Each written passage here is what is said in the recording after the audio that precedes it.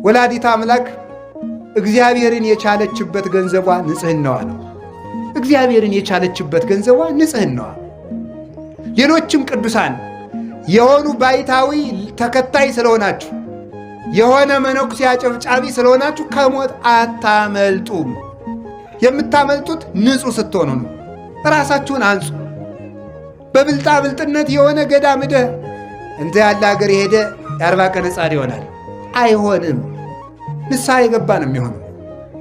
እንዲህ ያለ ገዳም ይዞ ጠበል የተረጨ ሰው እንደ 40 ቀን ሕፃን ይሆናል። አይሆንም።